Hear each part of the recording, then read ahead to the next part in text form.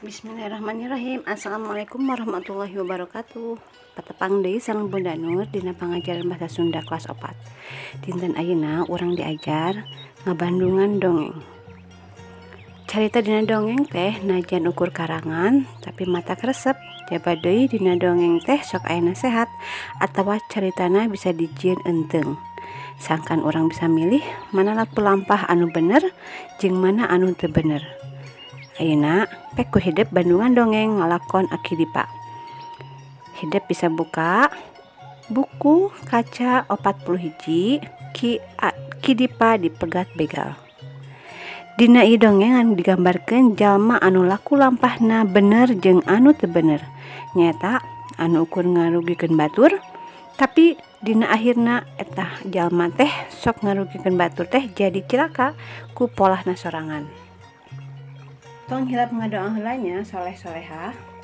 Bismillahirrahmanirrahim. Ki Dipa dipegat begal.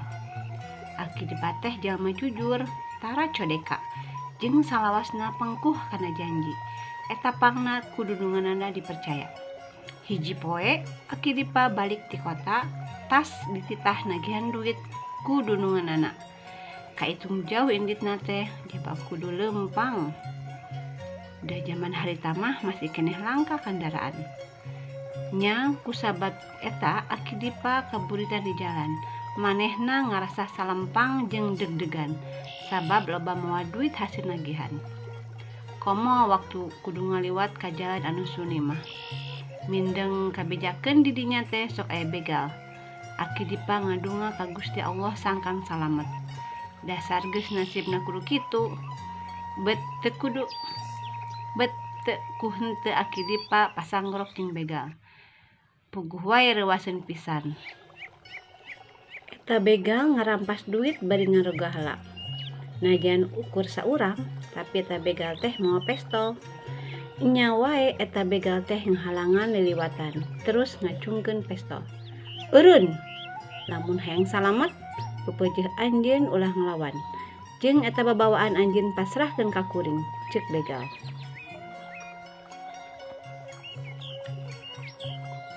Aki Dipa kasima pamohalan mun ngalawan sabab Aki Dipa ukur moal bedog. Ari begal ngedondongkeun pestol, moal kaburu lumpat deui. Datang tuna oge bakal ditembak. Gancang pasrahkeun babawaan anjeun, ceuk begal deui. Abdi mah teu ngabantuna naon juragan begal walon Aki Dipa ngadeg-deg. Tong ngabohong, ari eta anu dibawa teh naon?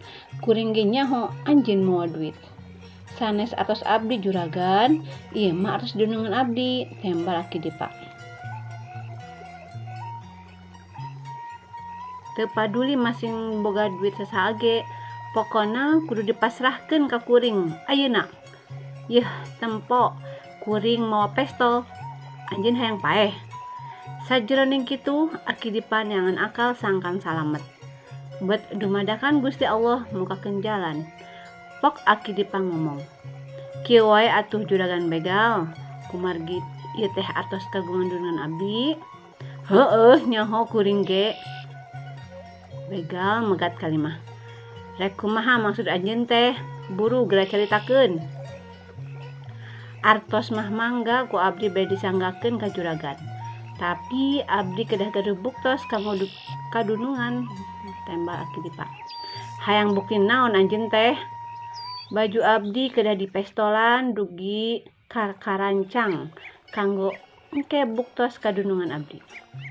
Babari ari kitu mah gancang bajuna laan terus gantungkeun dina dahan. Aki Dipa ngelaan bajuna terus digantungkeun dina dahan sakumaha ceuk panuduhan begal. Geus kitu mah jedor wae eta baju teh dipestolan sababaraha kali. Teu lila begal teh eureun mestolanana. Teraskeun tembak atuh supados baju abdi karancang pisan, cik Aki Dipa. Moal bisa. Geus wae karancangna sakitu, tambal begal. Naha juragan? Aki Dipa nanya. Pelorna beak, tembal begal deui. Tah mun kitu mah hayu ayeuna urang gelut jeung kuring, cik Aki Dipa bari mesat bedog. Puguh wae ayeuna tibalik jadi begal anu ngarasa reuas jeung sieun. ngan derek deg wae tegal teh lumpat meniti paparetot sabab sieuneun. Alhamdulillah aki dipasalamet najan bajuna karancang ku pelor.